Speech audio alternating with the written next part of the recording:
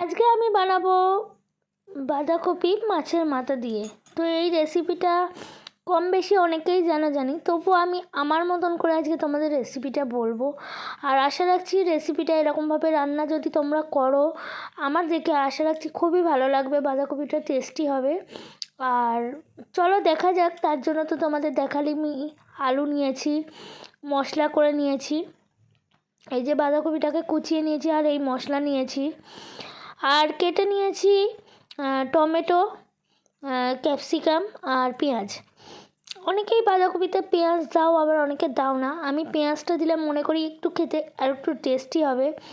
তো যারা যারা পেঁয়াজ দিয়ে এখনও পর্যন্ত খাওনি, আমি আশা রাখবো তারা একবার করে হলেও পেঁয়াজ দিয়ে আমি যেমন করে রান্না করছি তেমন করে রান্না করো, তাহলে খুবই সুন্দর লাগবে খেতে। তো এই দেখো, এগুলোকে আমি সব দিয়ে দিয়েছি, পেঁয়াজ, ক্যাপসিকাম আর টমেটো। আর তার আগে তো দেখতেই পেলে মাছের মাথাটা ভেজে নিয়েছি। আর এইগুলোকে এবার ভাজতে থাকবো, একটু ভাজা ভাজা হয়ে যাবে। আর তার মধ্যে দেবো একটু চিনি। আর চিনিটা অপশনাল, তোমরা অনেকেই দিতে পারো, আবার অনেকে নাও দিতে পারো। অনেকে আমরা আছি যেমনি চিনি খেতে ভালোবাসি না, মানে তরকারিতে চিনি দিই না, একটু ঝাল ঝাল পছন্দ করি। তো তাদের জন্য বলবো যে চিনিটা না দিলেও চলবে। দিয়ে আমি একটু আমার মতন করে চিনি দিয়ে নিলাম, দিয়ে নাড়তে থাকলাম। এগুলো একটু ভাজা ভাজা হয়ে গেছে, এবার দিয়ে দেবো মশলা। আর এই যে মশলা, এর মধ্যে আছে আদা আর রসুন পেস্ট, তো এটা দিয়ে দেবো। আর দিয়ে ভালো করে নাড়াচাড়া করতে লাগবো। আর সঙ্গে আর একটু আদা রসুন পেস্টটা দিলাম, সঙ্গে দিয়ে দিচ্ছি আর একটু টমেটো, এই দেখো দেখতেই পাচ্ছ। তারপরে দিচ্ছি লঙ্কা গুঁড়ো।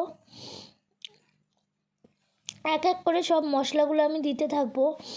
আর যেটা তোমাদের বলার, এই যে এটা দিচ্ছি গোলমরিচ গুঁড়ো। আমি খাবারে গোলমরিচ গুঁড়ো দিই, আমার খুব ভালো লাগে। একটু জিরে গুঁড়ো দিলাম।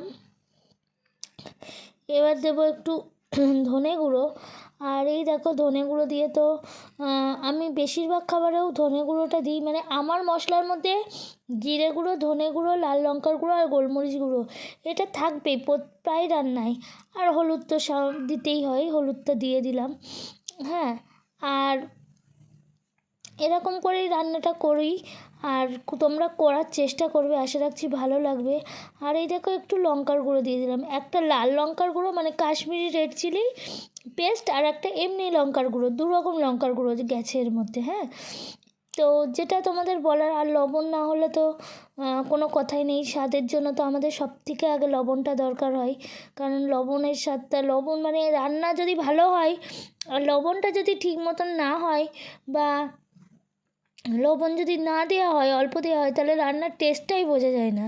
তো এই যে লবণ দিয়ে দিয়েছি, আর এটাকে কষাতে শুরু করে দিয়েছি সব রকম মশলা দিয়ে, একটু কষিয়ে কষিয়ে নেবো। আর তারপরেই দিয়ে দিলাম, কষানো টষানো হয়ে গেছে, একটু কষা কষা হয়ে গেলে দিয়ে দেবো মাছের মাথা। আর এই যে মাছের মাথা, এটা দিয়ে দিচ্ছি। দিয়ে এবার এইটাকেও মানে মাছের মাথাটাকেই এই সঙ্গে আর একটু কষিয়ে নেবো সুন্দর করে। এই দেখো মাছের মাথাটা দিয়ে ভালো করে কষাচ্ছি আর একটু।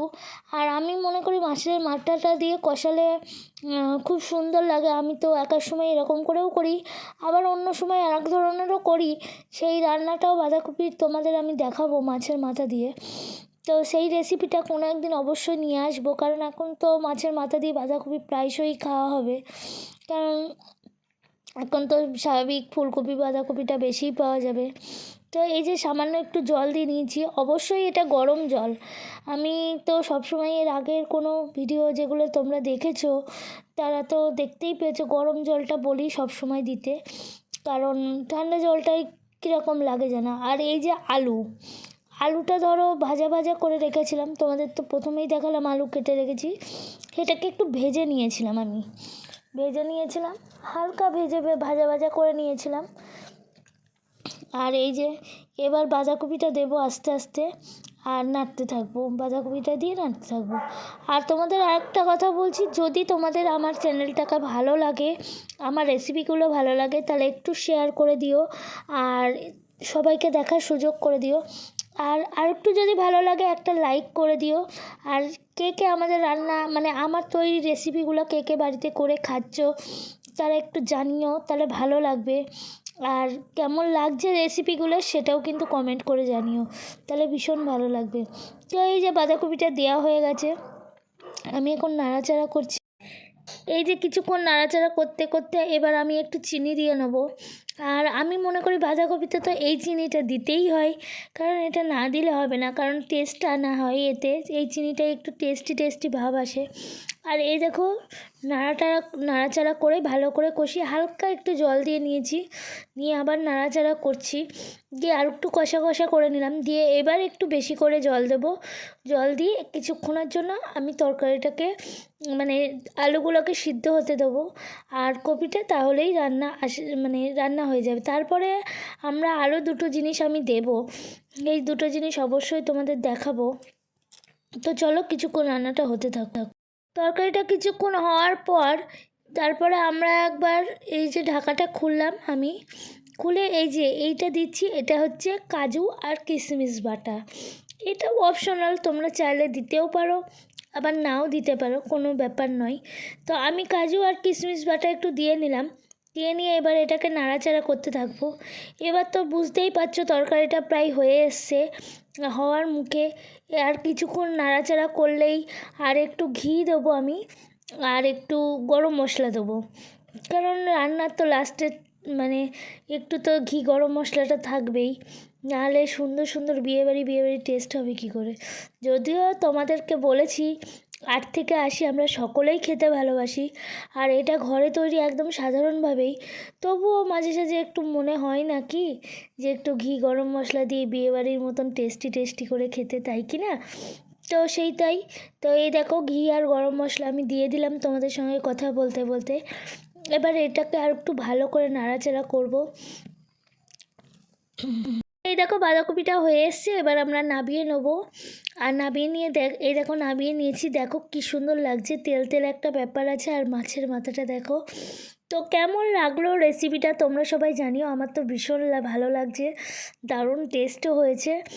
আর ভালো লাগলে একটা লাইক করে দিও, আর দেখা হবে পরের কোনো এক রেসিপি নিয়ে। ততক্ষণ পর্যন্ত তোমরা সবাই ভালো থেকো, সুস্থ থেকো, টাটা।